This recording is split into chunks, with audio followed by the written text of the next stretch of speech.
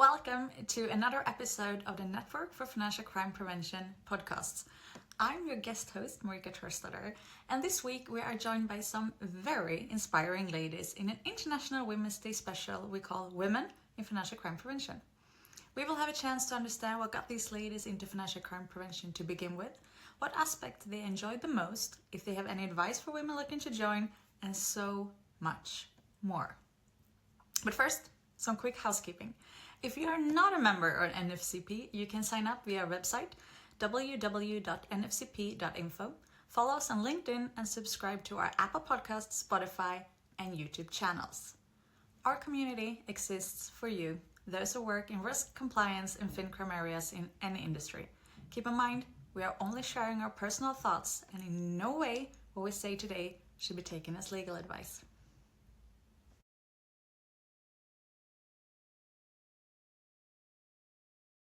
Hi, Luma. It's so nice to meet you. Hey, Marika. Thanks for having me. Oh, I'm so happy to have you. But I thought we would kick it off with, for those watching who don't know you, would you like to just introduce yourself and what you've been working on for the last couple of decades? Not feeling too old at all. So my name is Luma Zitani. I'm a financial crime practitioner. I worked in small banks. I worked in big banks. I worked in consultancy, all within the financial crime space. Yeah, so you have a vast experience from different areas within this field. So what would you say is the best thing about working in this sector? I think the thing that really attracted me to this space, and I'm still here 20 years later, is the fact that it's very dynamic. You never know what will happen next day. Your best friend is the 10 o'clock news when you realize one country invaded another country, and then you realize I'm in for a fun day in the office. It's not so fun. It's dead serious in a lot of cases, but you're always intellectually challenged to see how can I make sure I stay on the ball all the time. And it's never a boring day. You can't really sleep at work if something happens. No, but that's why you have to like that space. You have to like the energy with it. You can't do this because it's a job and pays salary. It needs to be something that's more vocational for you. Would you like to tell us a little bit more about what that is for you? What's the purpose? What drives you? So for me, I think the biggest thing is financial crime is one of those disciplines which is truly have a human impact on society, on how the world works. I come from Syria, was in the news for a long time for all the wrong reasons. So I know firsthand what does it mean to have inadequate money laundering control that allows for kleptocracy to steal money and live their life, to sanctions to be implemented and cutting a whole country of access and disadvantaging people. My job is to make sure that the people who need to be cut off are properly cut off, but not to harm or harm the innocent people who are impacted. I don't think there's a lot of jobs, at least in professional financial services, where you can say this is what the day job actually allows you to do. No, very true. So you obviously have, with your background, a reason to really care about this. But more from outside of this field, would you say there are any non-financial crime prevention skills, if I put it like that proven very valuable, in the job you're describing? No, absolutely. I think it's interesting because a lot of people assume that because we deal with preventing financial crime and money laundering, which is tied to crime, is that you have to be a bit of a policeman, investigator. The discipline does attract a lot of people with that background. But what I found actually is a lot of our work is understanding human nature. So understanding people, understanding relationship, having a bit of a sense to how people think actually sets you up well. When you're trying to disrupt financial crime flows, you actually need to think like a criminal to an extent, in order to kind of then try to be one step ahead of them.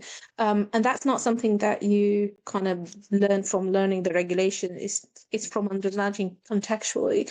I'm an economist by background.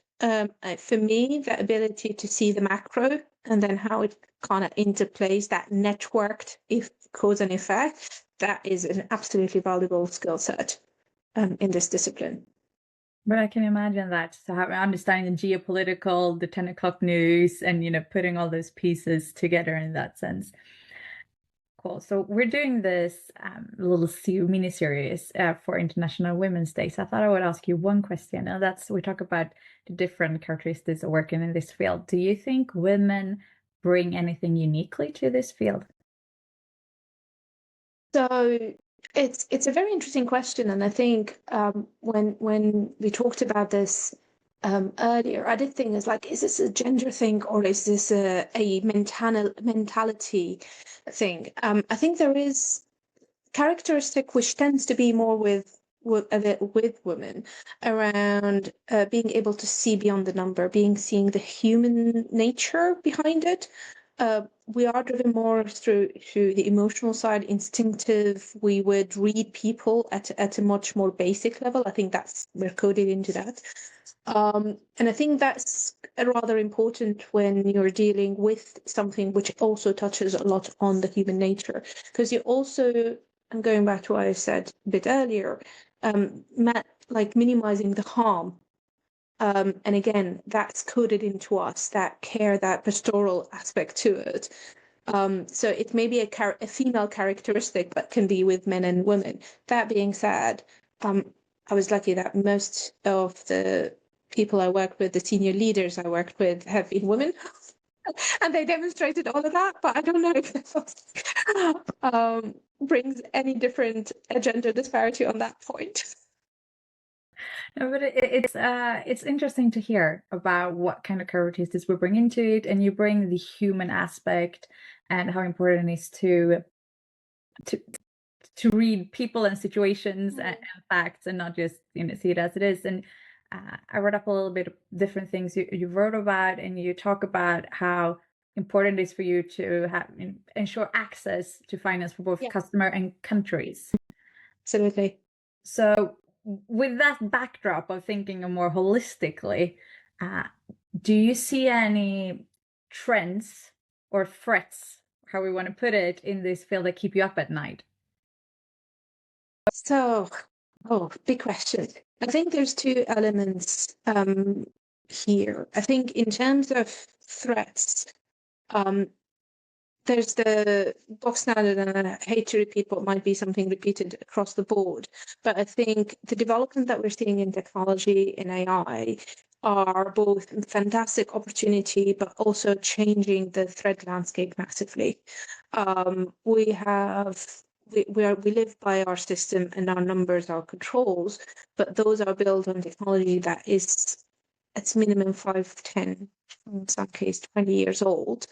And we are expected to intercept players who are increasingly sophisticated and using tools that are changing by the minute.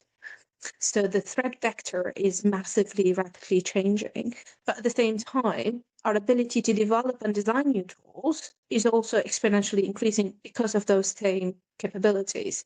So it's both a threat and an opportunity. And that's why I would say, actually, you really need to be a geeky person moving forward in that space. If you're not comfortable being a super geek and comfortable learning new technology and building new tools, you'll be at a disadvantage. I think beyond that, because technology is being branded around quite a fair bit, that you touch on that exclusion point.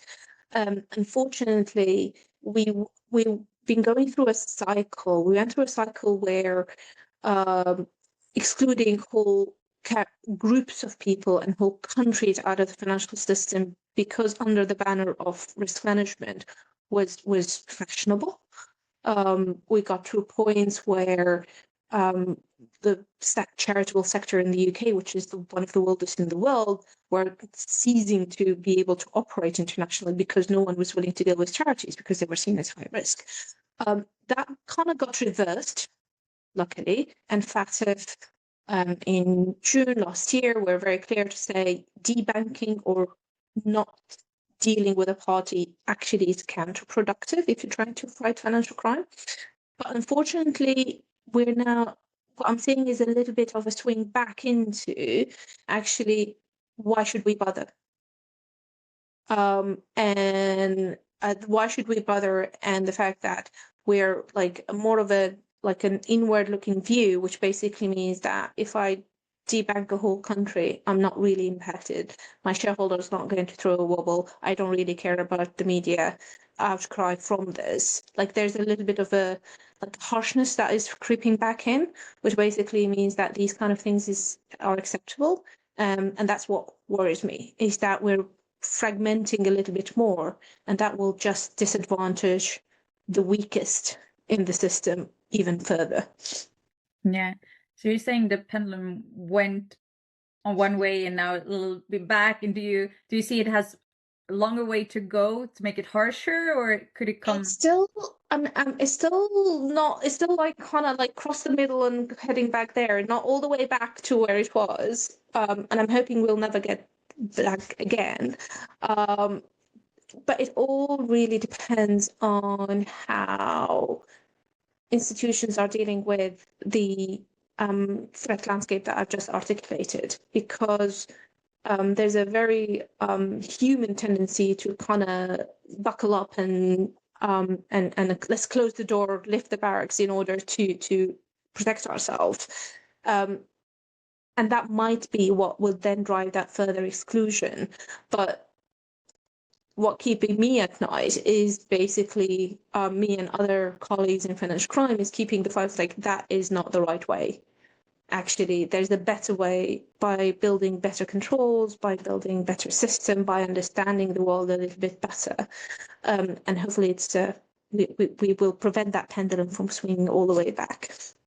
Yeah, so better use of technology, for example, to keep up with people. Absolutely. And then make sure we have the human centricity to it all. That Absolutely. Yeah. So from one, economist to another, I also studied economics, and I could keep talking to you about the geopolitical and how that impacts this whole day, but I won't do that. But I want to dive into one more question, because I want to pick up when you said you need to be a geek to work in this area going forward. And not everyone watching this will have the vast experience you have in this field, because it's very broad. So I would like to ask you, has there been a win, so to say, in your job that you felt like, yes, but the public will never know about it? So, and we chatted about this. There's a few things, and I said our job tends to be more on the quiet side. I think for me, the win that I still kind of like, yes, was, and I'll try to anonymize this as much as possible, just before a major sanction regime was introduced, which was impacting a significant swath of banks and countries. So you can guess, and that's in the last 12 years. You can do the math. The fact that I was like my economics background is like you see horizons, and you can see that things were evolving to a point where the only action is either we're going to have nuclear war or we're going to have sanctions. So like, let's assume that we're not going to have nuclear war, but let's prepare that if we do have those wide-scale sanctions, unimaginable as this may be, what does that look like? What kind of preparations we need? What kind of resilience, resource, additional bodies, volumes can our system tolerate? All of that. So we basically war roomed what would happen. We assessed like how much additional resources that will be scale up and temporarily, and then if it stays over 3 months, we will need to start hiring people. So we modeled the whole life cycle. But that basically meant that when those sanctions hit, I remember my boss was in New York at the time. I called her at 8:30 at night and said, this has happened. And she said, there's only one thing we can do. We need to put everything through screening solution. I said, yes, I know.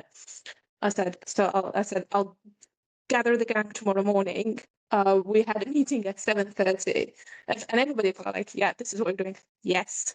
And we basically switched on screening for entire traffic from that jurisdiction that day. We later discovered, when all banks gathered together and figured out what was going on, is that we were ahead of the game by about 10 days. Everybody else took that much longer to try to understand how they can do and what they could do, we were prepared that we were able to respond instantly and safely, and then manage to okay, how do we then sustain this over a longer period of time? Like, again, this is, you would never know this because again, this but for me it's like, yes, I'm right. I told you this will be the case. There's nothing wrong in pre-planning.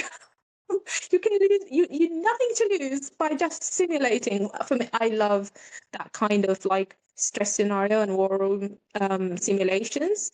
And doing this work, you kind of get to do that a fair bit. It's like, what's the worst that can go wrong? Then you kind of like catastrophize and then see how you can address it. I love that. So it really is preparing for the worst, hoping for the best, but to really prepare for the worst so you can jump right in if required. Absolutely. That's a very good advice. And you also made a good point to watch the 10 o'clock news and stay ahead of, what's to come. Yes. Thank you. Thank you so much for talking to me. I love chatting about this stuff. So thank you so much. Likewise. Thank you, Marika. Thanks for having me.